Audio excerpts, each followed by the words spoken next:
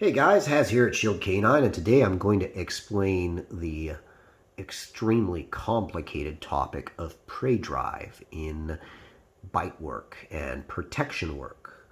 This is one of those topics that on the face of it seems extremely simple, but when you get down to the nuts and the bolts of it, you find that it's actually a multifaceted, complex topic.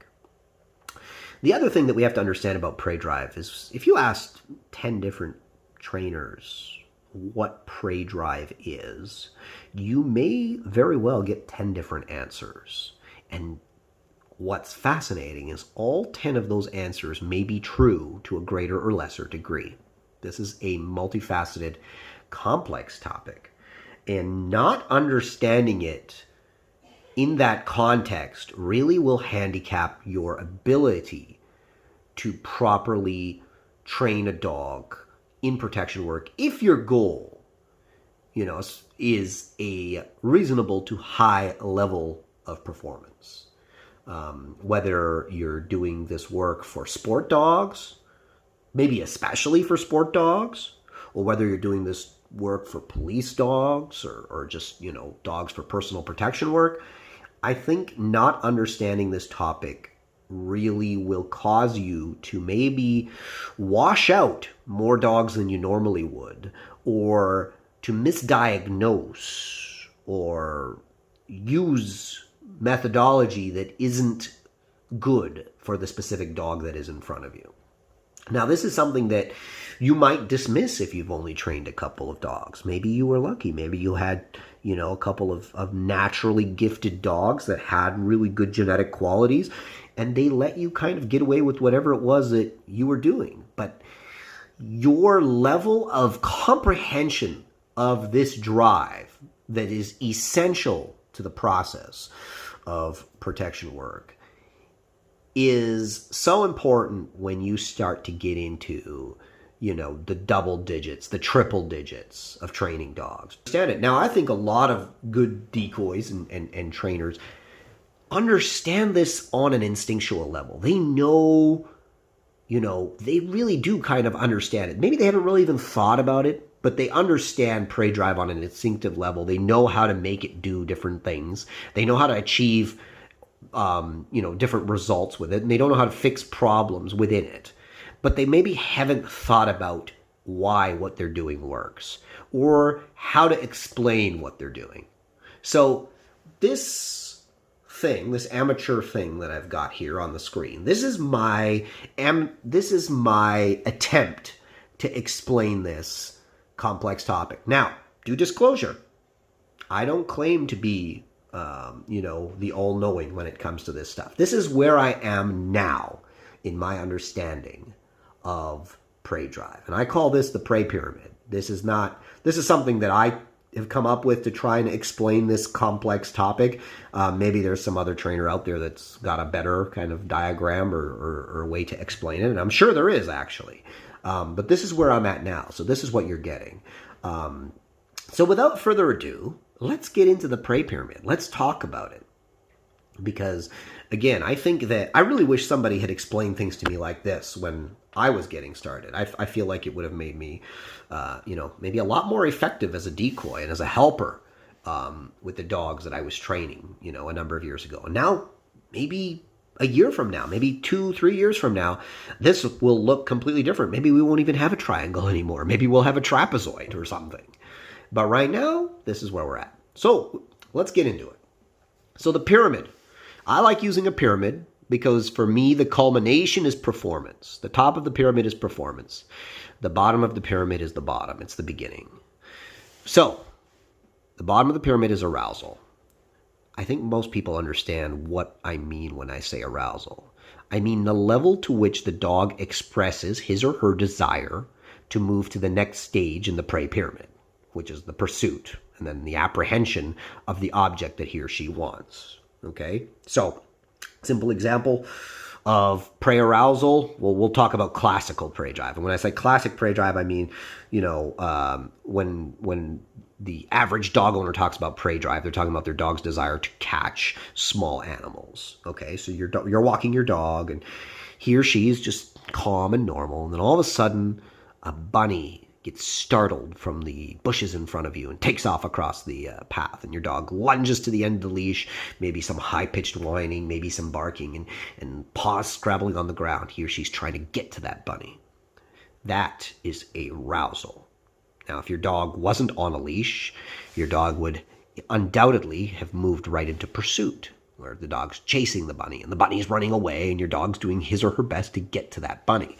And if the bunny isn't very fast, we may or may not get here. Depends on your dog's level of commitment to actually catch the bunny. There are dogs that don't like to actually catch and kill small animals. They like to chase them, but they don't really know what to do with them once they get them. So maybe he just puts his mouth on them and lets go. Or maybe you got a real killer on your hands and he or she grabs that bunny and rips it apart in a couple of seconds. And then we've got the possession. What does your dog do with the bunny once he or she has it and it's dead or injured enough that it can't attempt to get away anymore? Does your dog, well, you're not taking this bunny away from me. I'm never going to give this bunny up.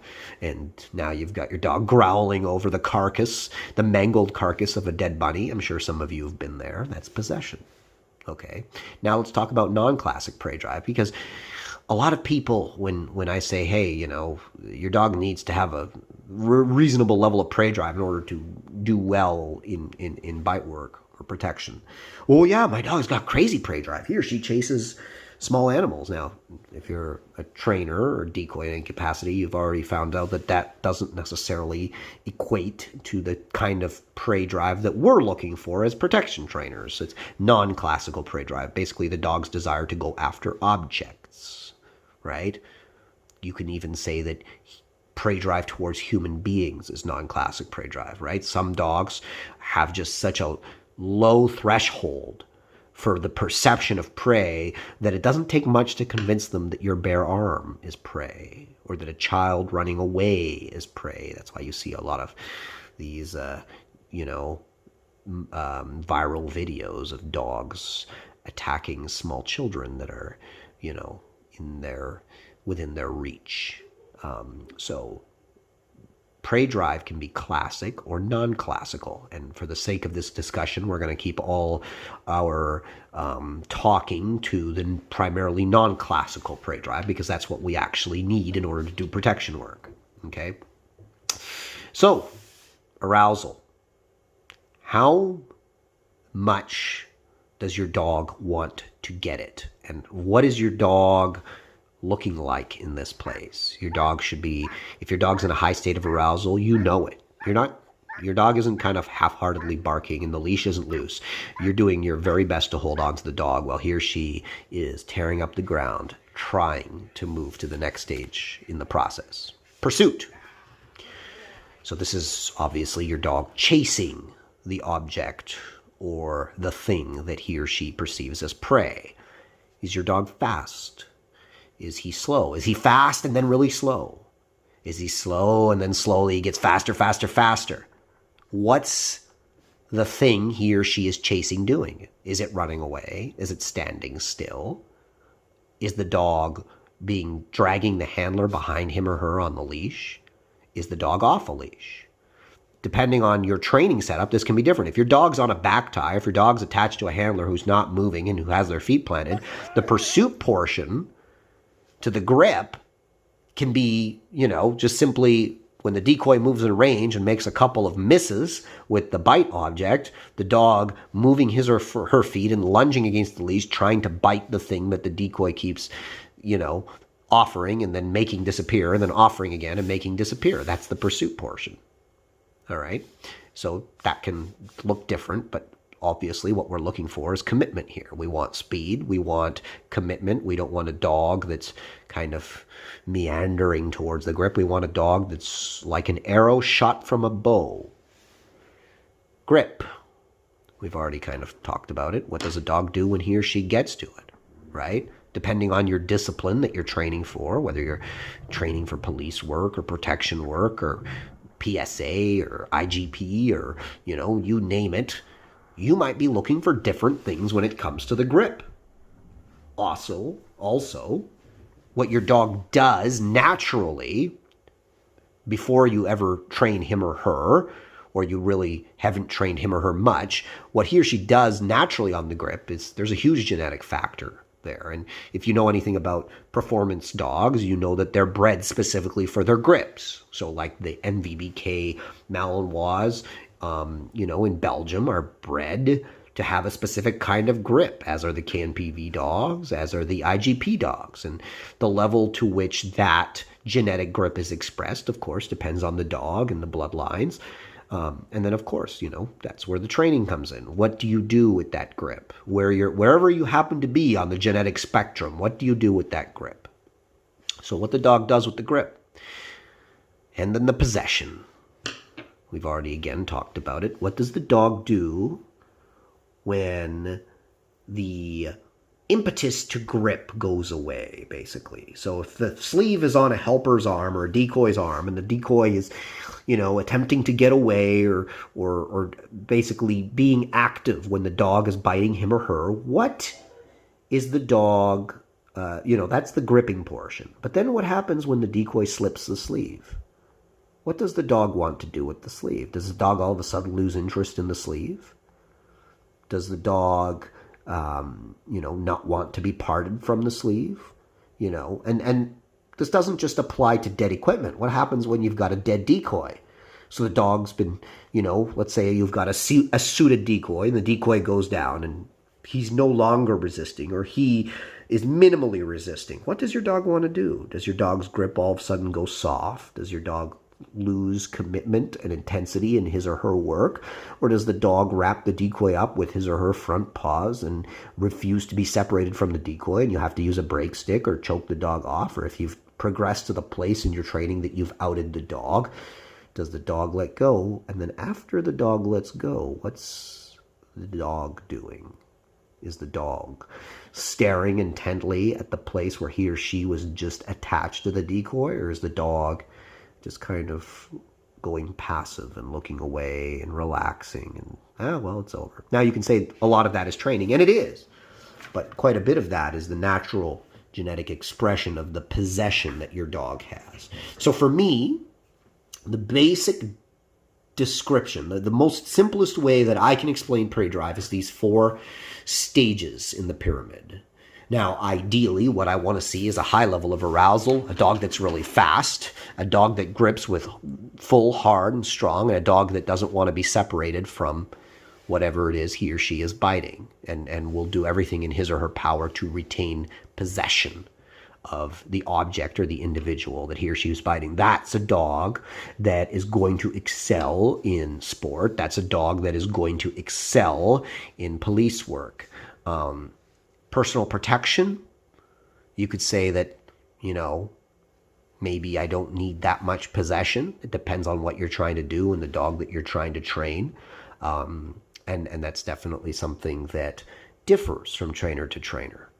Now, as I said earlier, the genetic expression of your dog is the foundation of this pyramid. And I don't mean just the bottom, I mean all of it.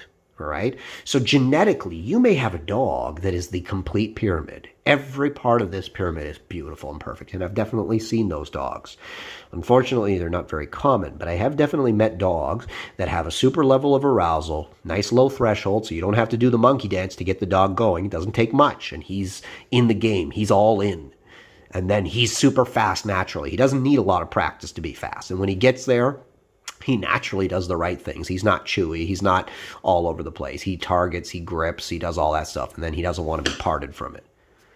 But normally, and if you've been in this business for any length of time, even if you're using really good blood, which most of us, I think, do, you're going to run into numerous dogs that have holes in one or all 4 of these components that make up the pyramid. And usually, the first holes that you'll see are in the arousal. Okay, so it's real. For me, the arousal is the power bar. If I don't have power, I can't do any of this other stuff.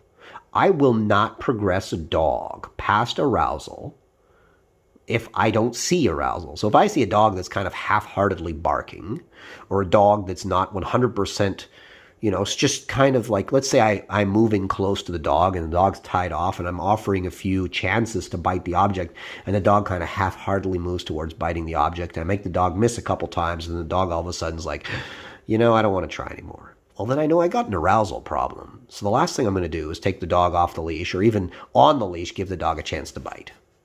I'm going to work on my arousal. So for me, this is the power. You think of this as if you have a video game, you're playing a video game, you get your power to whatever it is, let's say 90 out of 100 before you can get over whatever obstacle it is you're trying to get over.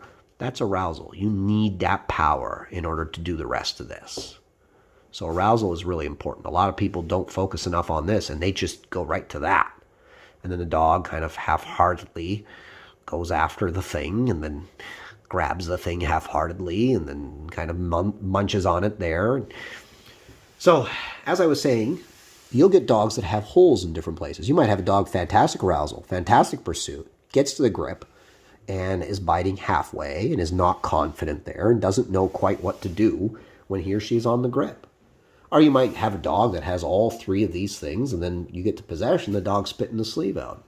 Oh, good, I want a real dog. Well, you only say that because you haven't trained enough of them, and you don't understand that when a dog spits equipment and goes right for the man, that's usually a sign of actual insecurity, and that's usually a dog that's actually going to have grip issues. So all these things actually bleed into one another. They're not completely separate from one another.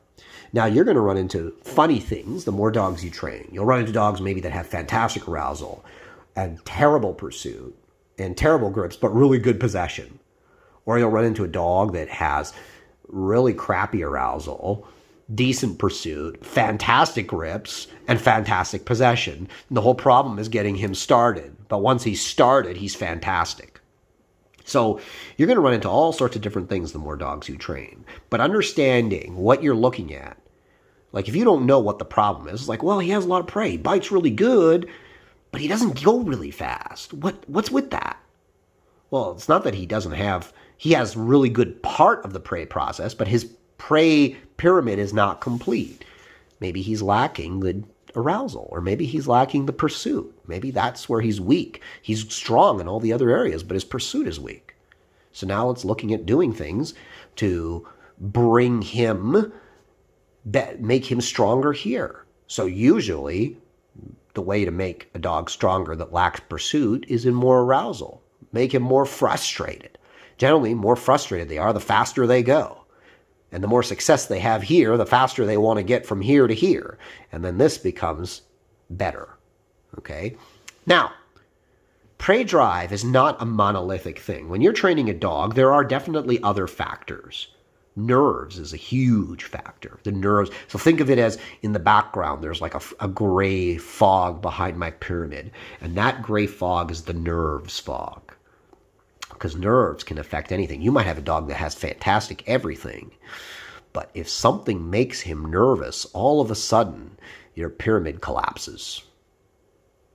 So the nerves of the dog are really important, but that's another topic. So we're gonna get too complicated if we start getting into that.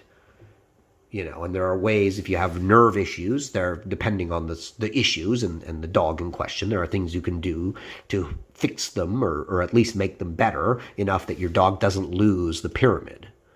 But those nerves, there are things outside of this pyramid that can affect performance within it, just so that you understand it. So let's now talk about another little amateur drawing that I've done. And hopefully it kind of helps you understand a little bit better about some of the stuff that I've been talking about. So here we have a graph, okay? Again, very amateur production value going on here, but that's okay, Again, you guys aren't paying me, so this is just, you get the scribblings that I put on my computer paper here. So I've done a graph, okay? Now, this is a performance graph. So in the top, the goal is to get up here, all right? That's the performance of that's mythically good performance. That's a dog that's fast, a dog that's committed, a dog that bites well, and a dog that possesses well. On this side of the graph, on the bottom, we've got intrinsic reward. The dog's perception of how rewarding a spot in the pyramid is. So let's say the dog finds arousal rewarding, or the dog finds biting, gripping rewarding.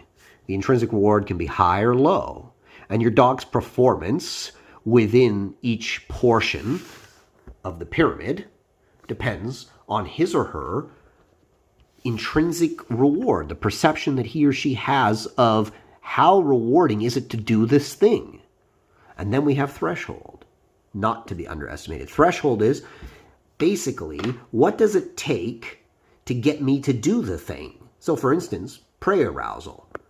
Does the decoy have to crack a whip and jump around and dance around to get the dog to go into prey arousal?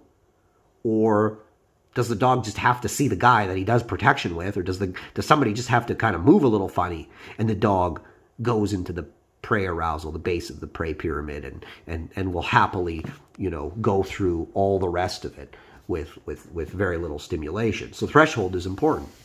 What does it take to get the dog to chase after something? If the dog's let off the leash, does he go after the decoy as fast as he possibly can? Only if the decoy's running away? What about if the decoy's standing still? What does the dog do then? All these things are important, right? And that's where threshold comes in. So a dog with a really low or a really high threshold, the decoy has to run away. I'm going to get away from you. You have to chase me down. So a dog with a really high threshold, a dog with a really low threshold, maybe the decoy just stands still and he's got that suit on or that sleeve on and the dog just goes 100 miles an hour all the way in and through the decoy. So the threshold can apply to any part of this prey pyramid. What does it take to get the dog to bite? Do you have to make him miss a bunch of times? Do you have to kind of wiggle it in his mouth a little bit? Or does he just bite it with 100% commitment and power? The second he gets his mouth on it, he's all in. What does it take to get him to possess the object? Will he possess it on his own? Does he have a very low threshold for possession? Or do you have to try and steal it from him and make him think that you're going to take it away? What's his threshold to hold on to it? Does he get a lot of an intrinsic reward from holding on to it? Dogs that don't want to hold on to things generally don't perceive much reward from holding on to them. That's why they let go. So hopefully this kind of brings a little bit more illumination to this topic. So let's talk about dog A. Dog A is right there in the middle there. And I even made, you guys are so lucky, I even made different colors. Like the lines for the performance are the different colors of the prey pyramid. Okay, so we've got red for arousal, green for pursuit, blue for grips, and orange for possession. So let's talk about dog A, all right? So dog A, let's say he's got a low threshold. And by the way, these are all based on dogs that I've actually trained recently. So they came to mind and I made them into this. Dog A, he's got a low threshold. He starts high up here. So he's already performing at a high level right from when he gets started. Decoy just has to, he just has to hear the command because he's done it a few times and now he's associated the command with the prey stimulation and he immediately goes into his prey pyramid and he goes into a high state of arousal and he starts climbing up that performance scale. He's barking, he's lunging, he's pulling.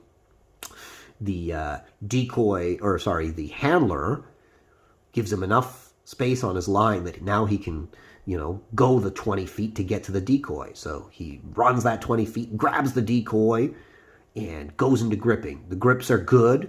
Maybe they're not the best grips in the world, but they're still really good, strong, solid grips. And, pushing, hard, committed, no real issues with the grip. Sometimes maybe he gets a little bit passive, but he doesn't loosen up. So he's got good commitment on the grips. And then the decoy either goes dead or slips the equipment and the dog doesn't want to be parted from that equipment. So this dog is at a high state of performance. And as long as the dog is here in the performance scale, we can progress the training. We can go to more control. We can go to more advanced exercises. If the dog is down here, we need to work on the fundamental skills that the dog has. Now, dog B. Now, this is a dog that it takes a lot to get him going. Decoy's got to crack the whip. Decoy's got to yell. Decoy's got to move. We need to do a little bit more training to get his threshold higher. We want him to go on command, but he's still not able to go on command. He still needs a lot of help to get going. So he slowly goes, and he's got to bark a while, and finally kind of gets going. He's getting there. He's slow to start, but once he's started, he does pretty well. And now he's allowed to go after the decoy, and he goes after him pretty good. Maybe not the fastest dog out there, but still pretty good. And then he grabs him, and this is where this dog shines. He loves gripping. He's all in on the grips. Big, pushing, powerful, crushing grips. And he grips and he grips and he grips, and the decoy either goes dead or slips the equipment, and he will not let go. So his performance climbs here. Now, dogs that are performing in a good place start here and stay here. So we need to work on this dog. We need to work on this foundation here, the arousal. We need to get him up there. Now let's talk about dog C. Dog C is a little bit of an enigma. She goes like a bat out of hell right away. It doesn't take much to get her going. She barks like a maniac. The second any small stimulation, she hears the command, the decoy does something, whatever it takes. She's pulling, she's ripping up the ground. She's all in. And then we go to the pursuit portion, whether the decoy is offering her the chance to bite on a back tie, or whether she's let off the leash, or whether the handler drops the leash. All of a sudden, you see the commitment start to fall. She doesn't go very fast, and when she gets there, we've got some grip issues, half grips. The decoy really has to help her to get her gripping well, and there's still, not a whole lot of commitment, and then the sleeve is slipped, or maybe the decoy kind of again goes dead, and now we're chewing, and maybe we come off altogether, and the performance has dropped here. And now we've got a big problem, and we know that we can't progress to the rest of this until we fix this green portion here, the pursuit. We've got a pursuit problem. And then we've got a grip problem. Then we've got a possession problem. Maybe if we fix the pursuit, the grip and the possession will improve. Maybe they won't, but maybe they will. But regardless, we can't just fix the grip if the possession is bad. If the pursuit is bad. So you guys kind of start to get the idea. Now, how do you fix each one of these? There's 100 different tricks. And believe me, I haven't figured them all out yet. And what works for one dog may not work for another dog. This is where that invaluable thing called experience comes into play. But you guys start to understand. I hope this gets the wheels kind of turning. And I know I've been maybe playing some videos in the bottom, just kind of some examples of what I'm talking about as I'm talking. And I hope this kind of gets the wheels in your head turning a little bit. Because it sure has my wheels turning. And, if somebody had explained this to me in the beginning, I feel like my ultimate... where I'd be now would be farther ahead than where I am. And, this is, again, what I do on my channel is I'm trying to share my experience and what it is that I've learned along the way with you guys. And I hope this helps. This is a complex topic, and I'm pretty sure I didn't adequately address it or explain it all, but I hope it kind of gets you started. If you found this video useful, please like and subscribe, and hopefully I'll have more content for you guys soon.